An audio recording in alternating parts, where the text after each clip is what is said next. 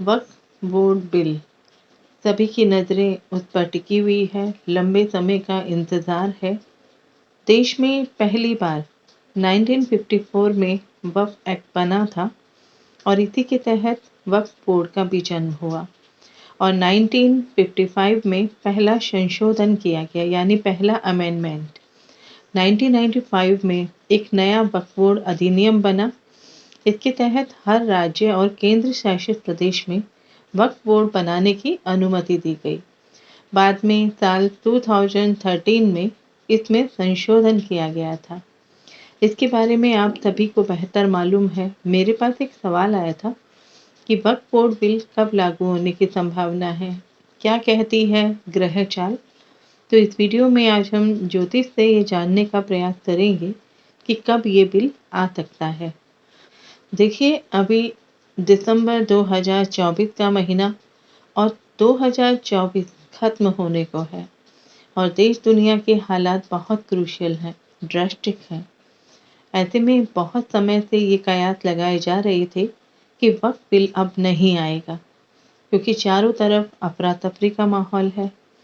ऐसे में इस बिल पर काम करना शायद सरकार के पास समय नहीं है या फिर सरकार इसके बारे में कुछ और विचार कर रही है। ऐसे तमाम सवाल आप लोगों के माइंड में चल रहे होंगे। देखिए, ज्योतिष की अपनी रिसर्च के द्वारा इस सवाल पर मैं अपने कुछ एनालिसिस देने की कोशिश करूंगी। उसके लिए भारत के चार्ट के साथ साथ कुछ अन्य चार्ट को भी हम लोग देखते हैं। भारत के चार्ट में लग्न में वृषभ राशि में ही राहु है। जैसा कि मैं हमेशा कहती हूँ, किसी भी राष्ट्र की आंतरिक स्थिति को जानना है तो उस देश की, उस राज्य की लग्न कुंडली को देखना बहुत जरूरी है और उसमें लग्न देश की आंतरिक स्थिति को दर्शाता है। राहु मुस्लिम कम्युनिटी को इंडिकेट करता है, केतु क्रिश्चियन कम्युनिटी को इंडिकेट करता है और जुपिटर सनातन को इंडिकेट करता है। जैसा कि लग्न में राहु है तो हम कह सकते हैं कि वक्फ बोर्ड का संबंध भी राहु से ही है, जो सूर्य के कृतिका नक्षत्र में है। लग्नेश शुक्र 3rd हाउस में है, जो 6th लॉर्ड भी है, और 2nd 5th लॉर्ड बुध के नक्षत्र में है। सूर्य, शुक्र और बुध तीनों ही 3rd हाउस में है, चंद्रमा की कैंसर साइन में।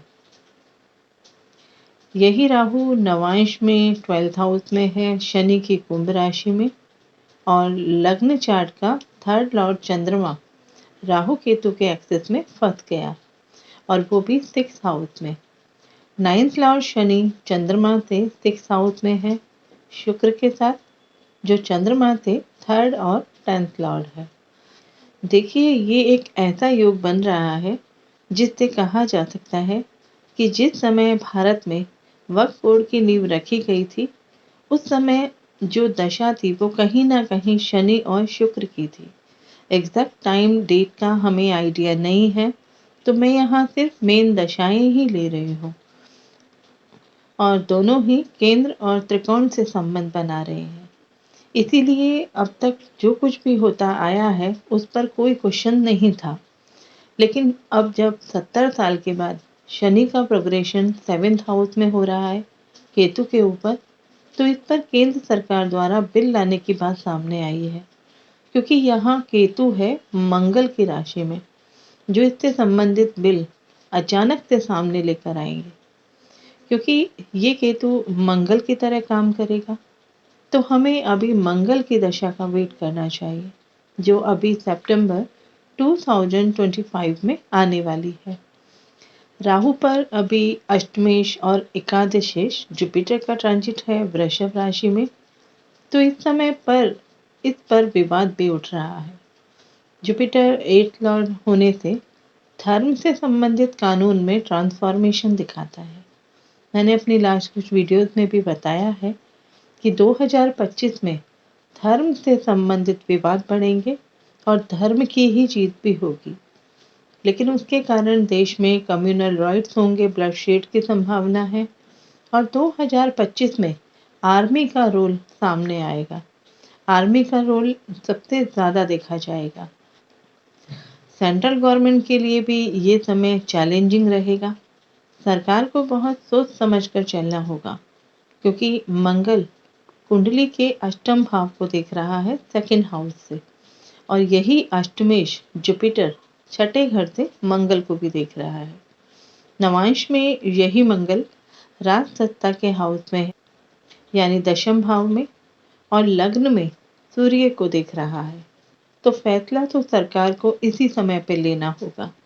अब सवाल आता है कि कब वक्फ बोर्ड बिल लागू होगा। तो मेरे हिसाब से जब जुपिटर का मूवमेंट मिथुन राशि में होगा, जहां नेटल चार्ट में वो मंगल के साथ होंगे सेकंड हाउस में, तब ये बिल पास हो सकता है। यानी 14 मई 2025 से लेकर 1 जून 2026 तक का समय, जब जुपिटर मिथुन राशि में रहेंगे, क्योंकि जुपिटर 11th लॉर्ड भी है, जो डॉक्यूमेंट्स का हाउस होता है, जहां कुछ इम्पोर्टेंट पेपर पर साइन किए जाते हैं। ऐसे में जुपिटर, सैटर्न और मार्स तीनों ही 8th हाउस पर अपना एस्पेक्ट देंगे, तो चेंज तो डेफिनेटली ही देने वाले हैं। वहीं अगर हम वर्षफल की बात करें तो वर्षफल भी यही इंडिकेशन दे रहा है। अगर हम रिपब्लिक भारत का चार्ट देखें तो यहाँ भी लग्न में राहु है और जुपिटर मीन राशि में है, और जुपिटर 11th हाउस में अष्टमेश और षष्ठेश सूर्य और शुक्र के साथ में है। यहाँ पर जुपिटर अपनी नीच राशि में है और इसका डिस्पोजिटर यानी शनि 6th हाउस में है। यहाँ आप देखिए सूर्य और शनि दोनों में राशि परिवर्तन भी है। अभी 23 जनवरी 2025 तक जुपिटर में मंगल की दशा है। उसके बाद राहु का पीरियड आएगा जून 2027 तक। नवांश में ये जुपिटर मिथुन राशि में है, नवम भाव में, और नवम भाव कानून और शासन प्रणाली का भाव होता है। जुपिटर और राहु दोनों षडाष्टक हैं, 6-8 के एक्सिस में हैं। तो इस बिल को बनाने में दिक्कत तो सरकार को आएगी, और हो सकता है सेंट्रल गवर्नमेंट के पास कोई बड़ी परेशानी भी अभी हो, इसीलिए इस बिल को पास होने में दिक्कत आ रही है, और इसीलिए समय भी ज़्यादा लग रहा है। देखिए, ज्योतिष की दृष्टि से पैरामीटर्स अभी और भी बहुत कुछ हैं, जो सभी एक वीडियो में कवर कर पाना संभव नहीं है, लेकिन हमें जुपिटर के मिथुन राशि में आने का वेट करना चाहिए। आशा करती हूँ ज्योतिष के दृष्टिकोण से ये वीडियो आपको ज़रूर पसंद आया होगा, तो इसे लाइक करें, शेयर करें और चैनल को सब्सक्राइब जरूर कर लें। मिलते हैं ऐसी ही ज्योतिष की अगली इंटरेस्टिंग जानकारी के साथ। तब तक अपना और अपने परिवार का ख्याल रखें, सुरक्षित रहें। जय हिंद, जय भारत।